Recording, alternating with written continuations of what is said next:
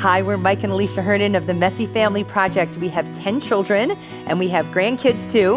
And we are very, very excited to be with you today to talk about family with Shalom World. I am flying or deep down by the sea. Anywhere we wish to be. When we're loved, we're happy and free. Come together, we're all family. Time to shine a brighter light in our world. Time for unity and peace. Come and see how great we can be. Come together, we're all family. Come together, we're all family.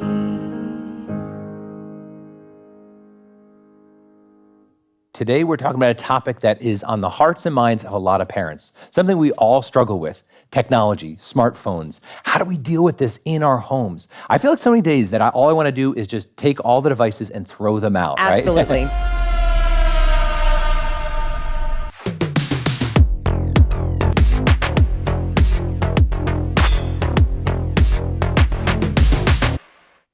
I think that in future generations, people in heaven are saying, right, we parented in very challenging times, but you guys have got these devices that are just causing even more strife within the home, right? Exactly. And it's like, but can we use technology with virtue? Can we pass on real virtue for our kids? Or is it something we should just banish from our homes forever? Because it is very tempting to just take all of the screens and throw them out.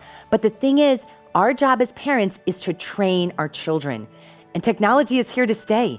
And so if they learn how to use computers, smartphones, screens with virtue under your roof, that is the right place for parents. That is the right place for parents to teach their children how to operate in this world and use technology in a way really that glorifies God. So let's listen into some real parents and see the questions and the struggles and the challenges that they have. With our kids and technology, I really don't know what to do with it. It's definitely a daily struggle that they're asking, can I have your phone to watch something, or can we look on the computer, or can we do the computer game? And I honestly, at this point, just want to throw it out most days. I just think it'll be easier not to have it in the house, not to even have it as an option, rather for them asking me all the time, and then I have to struggle and figure out what can I actually allow them to watch. I just feel like there's so many bad possibilities out there that I don't want to let them watch anything. So yeah, it's just a real struggle for us to know how to best use technology or to use it for virtue of any kind in our house. We try to regulate the use of computer, for example, or even cell phone, having those in a public area in our house. But of course, we need to deal with some of the problems that were affecting most of their generation, especially thinking in all the bad influences that are coming from the media. We're trying to use technology in our house sparingly when we can. I need it often for my job, but outside of that, we try not to watch much TV in the house. The TV is buried in the basement, and my wife and I use it infrequently, and the kids know that. And so we want them to be exposed to certain things in the world of movies and television, and just to see the world. I found that when I had my baby, so when we had Mercy, I found myself with hours and hours of time nursing. And it's just the perfect time to be able to scroll the phone to watch that next series. And I did. And it was something that caused me a lot of guilt because I knew that it wasn't the best use of my time. It wasn't the best use of my brain space. And also the example that I was showing her. And she was little, she still is little, but I know that they're sponges and they're just soaking up everything, and they're looking to us to see what it is to live a human life. And so it's still a struggle for me, honestly. Technology has become a very indispensable part of our life. There are so many good things about technology, including all the ways that it can make your life easier, more productive. But along with any good thing, usually there's always a bad side to it also. So back in the past, when books were the mainstay of education and or gathering information, it is easier to control the content or what our kids will be exposed to. But today, as the internet is taking over the world, it's like the whole world is open at their fingertips. Technology is probably one of the most challenging areas of parenting in today's world, because we ourselves as parents are trying to navigate and steer clear of all the dangers, and at the same time we're trying to understand what all the implications of these advanced technologies can do to our kids also. We need to definitely exercise our God-given parental authority and to understand the implications of all these and to set the clear boundaries that we need to set for our kids. Obviously, technology, as we heard from those parents, is a point of some challenge and frustration. And there's a lot of issues that we need to deal with in our home with technology. And we are honored to have our special guest, Dr. Eugene Gan, a professor of communications and fine arts at Franciscan University. You're an author. You've got a lot on this, but you're also a dad. I certainly am. So thanks for being with us today to talk about this really challenging topic. Because as we just heard, there are so many different issues that are conflicting within our home, right? There are days when I just want to take all the devices and throw them away, right? Absolutely. And there is the blessing and the curse of technology. But why is it that we as parents are so frustrated sometimes? Why are we so caught up in this issue of dealing with technology and media and all that comes with it? For the record, being a dad, I cannot stress enough how much it's a frustration for me as well. Well, that's good to know. And so we're not you're alone. the expert on technology, so that's good. Right. And also stuff. for the record, not only do I teach this stuff, even before teaching, I was working Sure. in the media industry, media technology industry for more than a decade. So media was my life. Yeah. I mean, I will even share this to our audience, with our audience, that when I was working in the media, and I was actually discerning priesthood at that point in time. I was thinking, Lord, are you calling me to the priesthood? And when my spiritual director said, finally, he said, it's marriage. And I said, where am I supposed to meet my beloved? And there was just this one conference I was at, this charismatic prayer conference I was at, and there was this beautiful elderly nun who was there, the sister who was there, and she was praying for me. She said, I'll pray for you on this. And she was in front of our Lord in the Blessed Sacrament, and she said, go to this online website. And my goodness, here I was in the media, and I was thinking, oh my goodness, I really don't want to do this. Everything was just not fitting right for me. But as I prayed about it, again, in front of our Lord in the Blessed Sacrament, I just heard the words, just as I called Peter at his job, I'm calling you at yours. Wow. And it did a couple of things for me. One thing that it did for me was to say to me, you know what? You're in the media. Stop griping. Stop complaining about how bad it is. Yeah. Start looking as to why I've given it to you. Why I've given you this gift. Right. And the other thing was I actually ended up going on to this online dating website. It was a Catholic website. I'm assuming that's where you met your wife? And that's where I met my wife. It was God amazing. uses technology, right? He uses technology one step after the other, and that's where I met her. Yes. But it also did another thing. It also got me going back to Scripture, searching it with a fine-tooth comb for every mention of media technology. Because I'll give you a quick example. Yeah. In the beginning was the Word. Why Word? Wasn't it, in the beginning was God or something? In the beginning was the Word. Or something like that. Yeah. And here we have the Word. That's media right there. There is the sound of the Word. There is the communication of the Word. And from there, I started looking into church documents, magistral documents, and it's just beautiful things about what media technology is. Because I think a lot of times we look at, in our homes, and we just look at technology very defensively. At least that's the way I think of it. Yeah. I just need to keep my kids off of video games as long as possible. I need to keep them off of their screens as much as possible, to the point where it almost becomes like the enemy. But that doesn't feel right, because if God allowed this technology to be created, it must be able to be used for good, right? That's right. And Is that true? That is true, and we're right there because in fact, media is really matter. It's something that matters. It's something that is of substance. And if we look at how even Jesus healed the man, and how he spat into the ground, mixed it up with mud, put it on his eyes, and healed him. I mean, he didn't have to do that. He could have, I don't know, wiggled his nose, and a little reference there to an old TV show, or he could have snapped his fingers or something, and yet he chose not to do that. He chose to use matter to heal. And so we're dealing with matter as well. And of course, theologically, we could look at that passage as a reference to Genesis, when God created from the earth. Right. But then, as a media professional, I was looking at that and seeing how God chooses to show himself through matter, through the media, through people, places, and things, actually. He doesn't have to use us, but he does. But he chooses, and he honors us. He honors matter. He honors us. He honors the media. You might even say, mediates himself to us. The media, he mediates himself to us through people, places, and things. Right.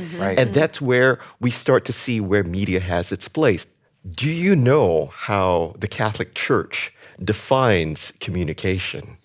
It's an amazing definition. Okay. Go ahead, give it. We're on the edge of the seats. The Catholic Church defines communication as love. That to communicate is to love. That Jesus Christ is the ultimate medium and message. He is love, and he's the ultimate medium because he is God, and he's the ultimate message because he's the Word. Yeah. Do you see how it all starts to come together? There's this wonderful theological and yet very practical.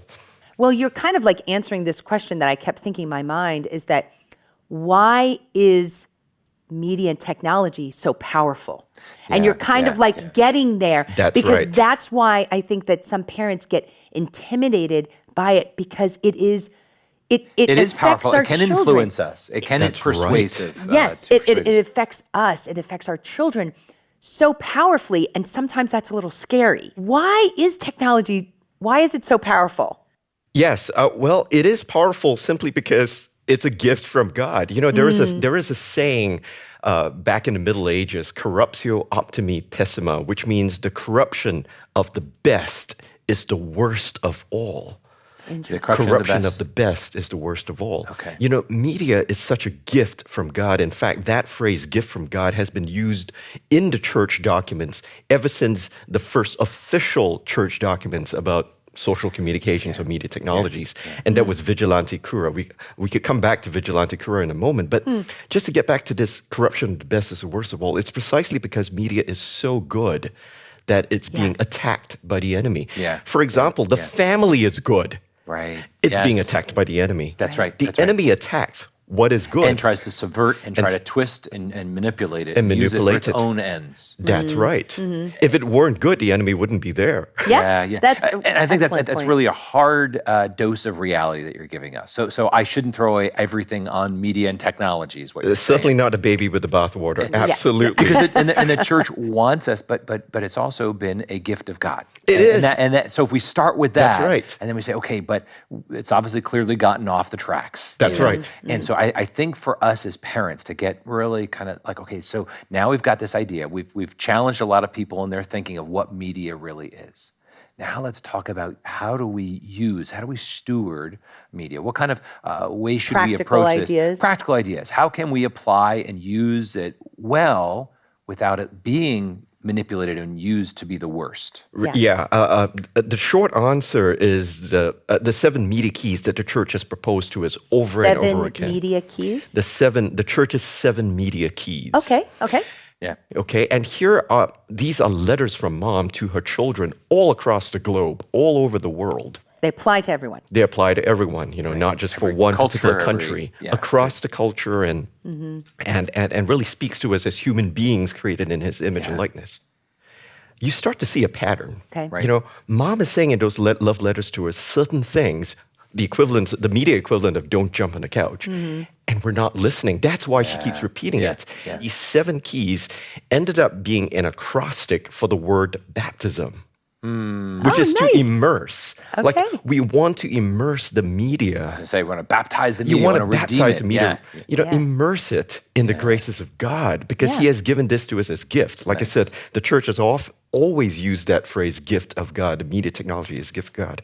And so just briefly, those 7 keys are baptism. So we talk about balance. There needs to be a balanced view, not throw it out completely.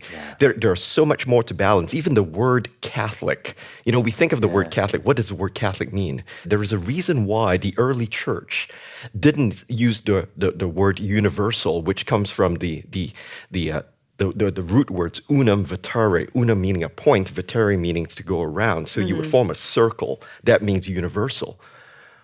But in the wisdom of the Holy Spirit, the early church used the word katholikos, the Greek katholikos, which means throughout the whole. There are no boundaries. With katholikos, there's no boundary.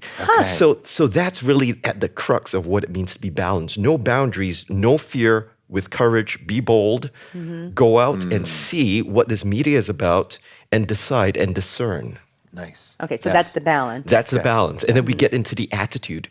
The attitude is, well, what's my attitude, coming at this? Because as parents, kids read us. Yeah. Yes. They're intelligent enough to see what For our good or attitudes for bad. are. For good or for Yeah, bad. whether we want them to. Yeah, exactly. We're the models for them. Yes. And so we need to check our attitudes. What's our attitude? It's likely the same thing that would flow.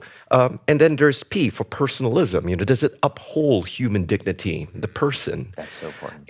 And then there's T for truth-filled. How truth-filled is this? And of course, as Catholics, we define truth as what God has taught us, what He has revealed to us in His Word. And then truth, and then there's the I for inspires. That media is a sign.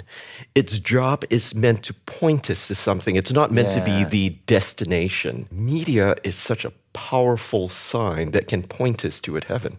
Yeah. So media is a sign. It inspires in a certain direction. That's very true. And I think that's part of the power too, is because you want to inspire to things that are good. That's right. Not inspire to things that are bad That's or right. depressing or corrupting. Right. Exactly. And then M? And M is motivated by a particular experience, a human experience, or a specific audience. Okay. So if the media does not touch us, it's not effective for us. Okay, So it's we the really affect of it. we need to know the Okay. affect of it. Okay. What does it motivate in us? Okay. Exactly. All right. So now we have these 7 keys, right? That the church has I really love. laid out. Awesome. Yeah. And you do this in your book as well, I know. But so then we take it to parents. Yes. And are you looking at devices? Again, going down to even just the very practical level of The guidelines, you mean? Yeah, like when we look at young parents or parents with young children, right? Of which I still have the Yeah, so answers. it's like, and it's like so technology is all around us. Yes. So I think we've established that we want to be able to work with it, but how young is too young to start getting our kids having handheld devices, smartphones, and how Screens, you soon mean? screens as a whole, right? Because I mean, we see some psychological, some medical stuff that just talks about how long you need to really wait before they're too captivated, because kids become addicted to devices pretty quickly, and I think every parent who knows that it's a great pacifier. We used to call it the electronic babysitter. You could put your kid down and they could be happy for a while and give you some peace, which there is some value in that for a home, the peace in the home. But we want to make sure we're balancing their formation properly. So how early is too early to start with screens in your case? There's so many points you brought up there that I just wanted to address. My goodness, great stuff. Yeah. Well, different bodies have different ages set up here. So the AAP, the American Academy of Pediatrics, they're saying 18 months. But there is no real concrete research that defines precisely. These are really guesses, estimates. I would, as a Catholic parent, be more concerned about what prayer as a family is leading us to, especially when the kids are old enough, especially teenagers, and here's a tip for our parents, to encourage family together, discerning the media together. Okay. And getting the kids to do that, because as Excellent. I love that idea. because as we're praying together about it, we also will get that sense, especially if we're authentically living our faith. And so the kids will get a sense themselves as well as Holy Spirit. Because we're teaching them how to discern. And we're the teaching process. them how to discern. So I would go through these 7 keys with them. What do you think of the balance? What's the attitude here? What's the, is it upholding the personalism? Is it upholding human dignity? Where's the truth here? Is there truth here? Where is it inspiring us toward? Is it skillfully made?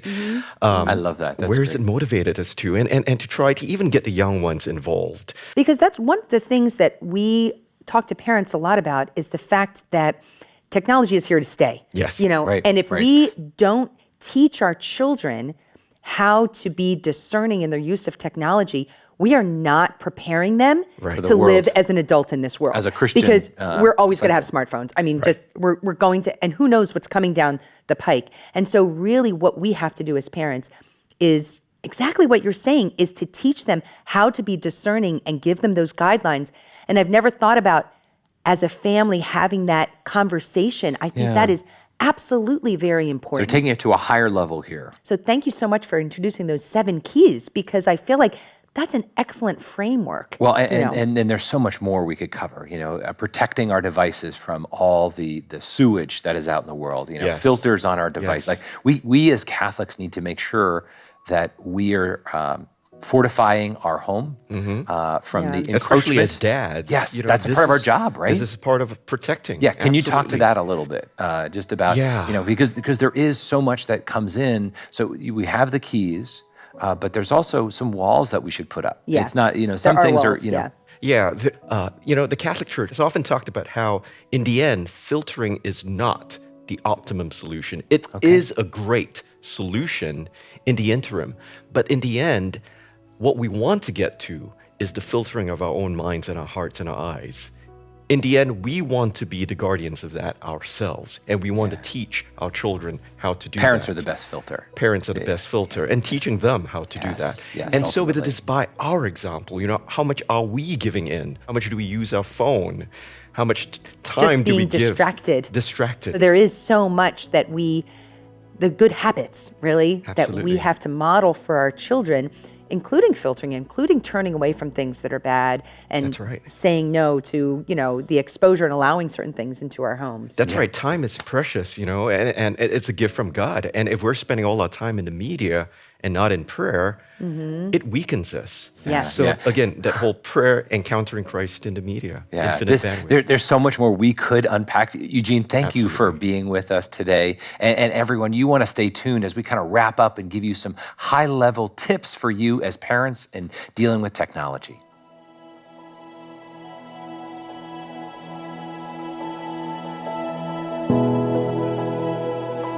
Well, we hope you enjoyed that episode. I feel like there's so much that we as parents need to talk about and think about with regards to technology and using technology with great virtue.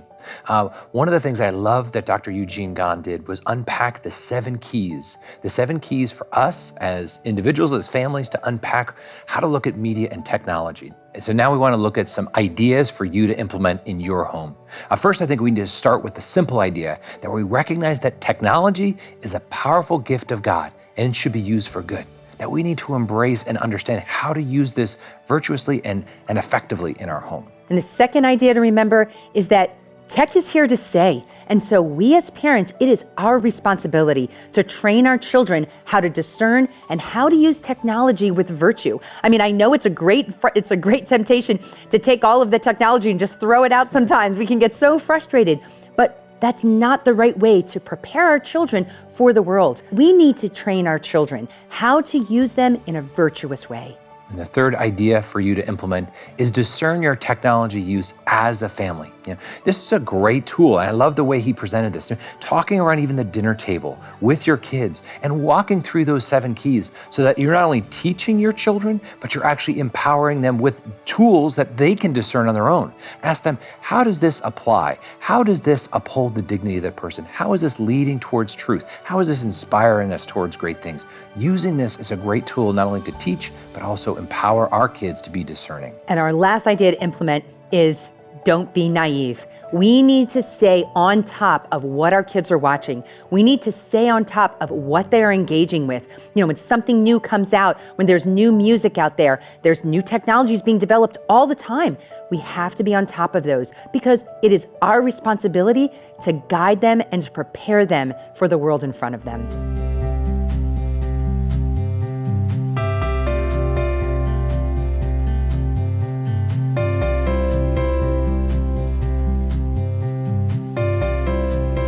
I hope you really enjoyed our conversation with Dr. Eugene Gan, and that you really take all of these tips that we're giving you, all of this practical advice, and take that and use it as a food for conversation with your spouse. Because as we talked about, discerning with your family your use of technology is so very important. And it doesn't have to end with just hearing all this information and letting it wash over you. Take this information and do something with it. Use it to talk to your spouse, use it to talk to your children, so this can really make a difference in your family life. Yeah, and you won't want to miss the next episode. We're going to be talking about evangelizing your children. This is a perennial topic and concern for parents. Learn how you can keep your kids faithful and Catholic. And until next time, may the Lord bless you and keep you.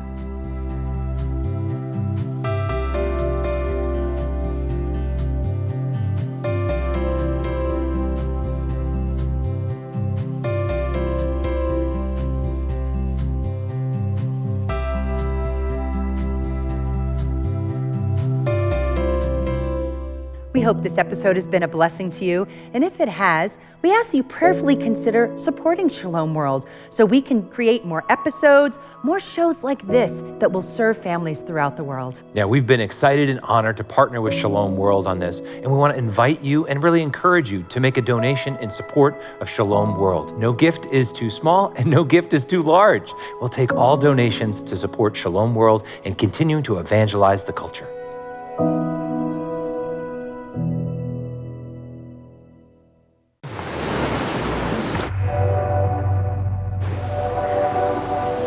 Are you searching for fulfillment?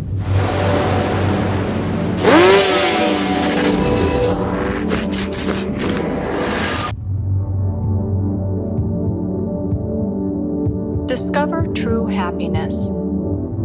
Stay tuned to Shalom World.